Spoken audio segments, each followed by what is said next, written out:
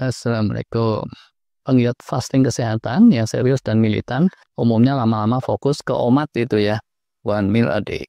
Tapi kalau yang kelas mendang-mending, yang merasa OMAD itu berat, disarankan oleh para guru fasting untuk praktekin intermittent fasting ya, model 2 MAD atau 2 meal a day.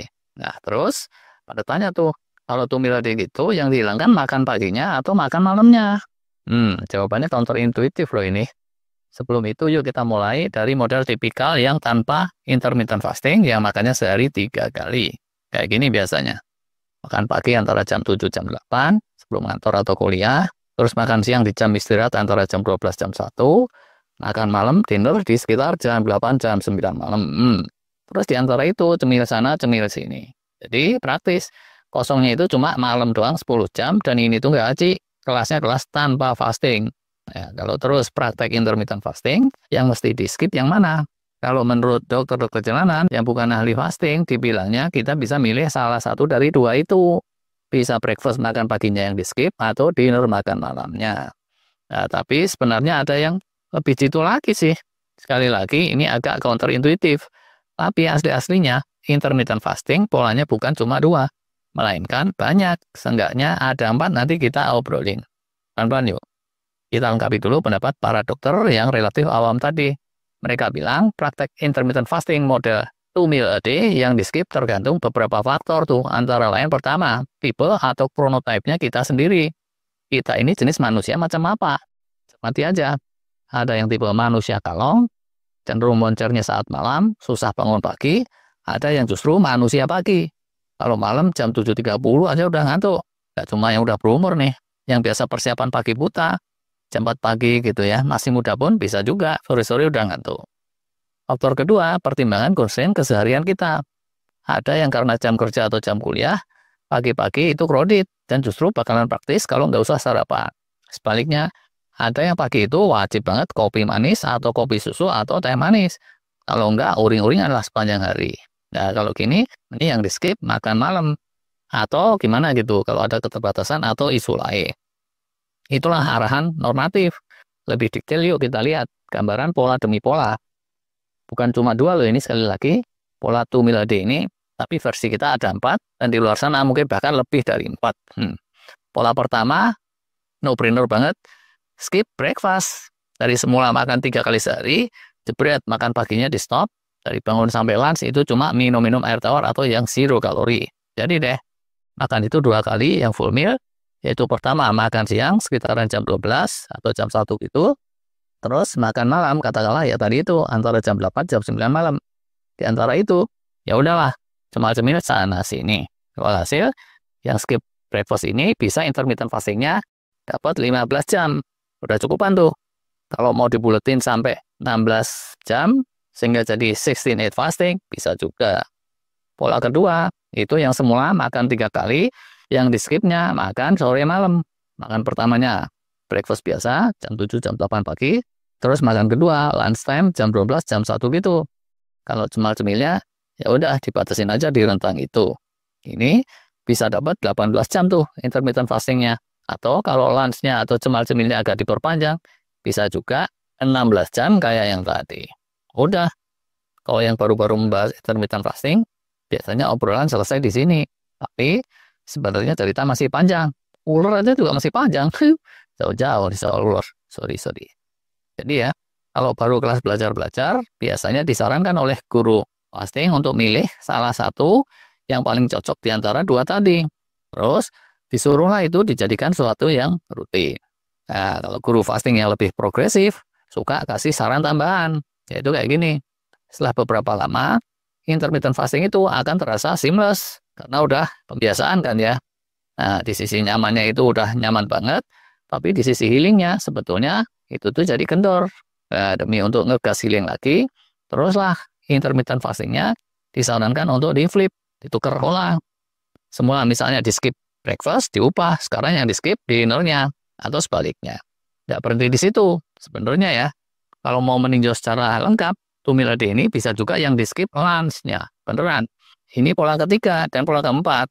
Counterintuitif, tapi bisa jadi justru yang lunch-nya di-skip itulah yang paling merata-rata. Pola ketiga dulu nih ya sekarang. Kayak gini gambarannya. Semula kan makan sehari 3 kali. Sekarang jadi 2 kali. Yang dinernya dimajuin, tidak ada lagi makan malam, dinernya jadi di sore hari, terus kebiasaan makan di malam hari dihapuskan, udah gitu makan paginya juga jangan kepagian, rada disiangin dikit. Small breakfast tuh biasanya. Makan sandwich, makan telur, atau apalah gitu yang kira-kira bisa disambi sibuk ini itu. Jadilah stop makannya itu 15 jam. Atau kalau mau digenepin jadi 16 jam juga boleh aja. Kurang dikit juga boleh sampai sekitar 14 jam. Makan pagi gitu ya. Start jam 9, kemudian dinner sore selesai sebelum maghrib jam 6. Lunch-nya ditiadakan. Beneran, walaupun counterintuitif, 2 meal a day itu bisa aja yang di skip lunch-nya. Bahkan ini bisa-bisa lebih mendekati kebiasaan leluhur kita. Manusia-manusia purba yang biasanya makan itu hanya saat hari terang.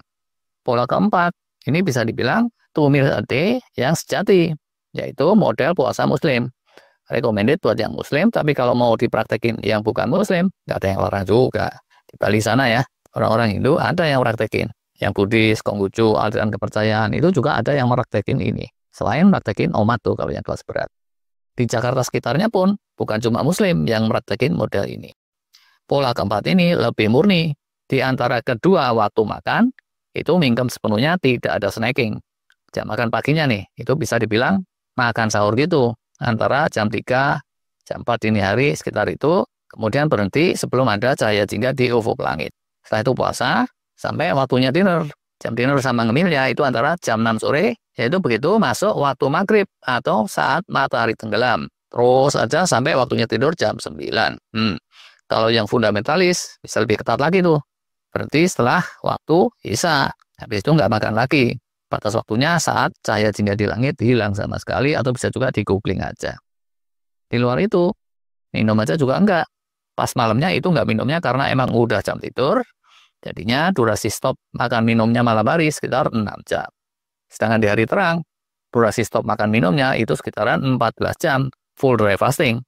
Bisa juga 12 atau 13 jam atau kurang sedikit dari itu, tergantung fastingnya di negara mana dan sedang musim apa. Nah, walaupun kayak pendek, karena ini sifatnya dry fasting, jadi nggak perlu dipolin sampai 14-16 jam kayak yang water fasting. Tapi, buat yang mau menggenapkan jadi 14 jam, bisa juga. Saat maghrib itu sekedar minum air tawar aja. Atau yang zero kalori. Terus, asupan berkalorinya baru dilakukan setelah genap 14 jam. Atau bisa juga sahurnya diperpendek jadi cuma 10-15 menit, atau gimana lah gitu pengaturannya. Dan ini beneran tinggal selangkah lagi loh menuju omat. Itu nanti kalau sahurnya dihilangkan all together. Kalau guru-guru muslim mestinya merekomendasikan yang ini ya. Terus direkomendasikan untuk banyak-banyak istighfar di waktu sahur, Masya Allah. Kalau buat para fundamentalis, ini masalahnya bukan suka atau nggak suka. Syariahnya kayak gitu, ya udah tinggal aja diikuti. Secara kesehatan juga bisa jadi yang pola keempat ini paling serius kelas intermittent fastingnya. Bakalan yang paling kencang munculin survival mode di tubuh kita. Yang praktek juga kalau pola yang lain itu bisa puluhan juta orang, ratusan juta, sedangkan pola keempat ini sudah dipraktekin oleh lebih dari 1 miliar muslim yang saat ini masih hidup. Nah, kalau dihitung juga yang udah pada meninggal selama 15 abad ke belakang, plus dihitung juga yang bukan muslim sekalian, bermiliar-miliar tuh yang pernah praktekin model ini. Jadi kalau dibilang proven ya ini sudah proven. Cuma kembali lagi nih, rekomendasi tinggallah rekomendasi. Bagi kaum mendang-mending atau siapapun juga yang mau meraktekin intermittent fasting dengan pola 2 meals a day, silahkan aja ditimbang-timbang sendiri yang kira-kira cocok maunya yang mana.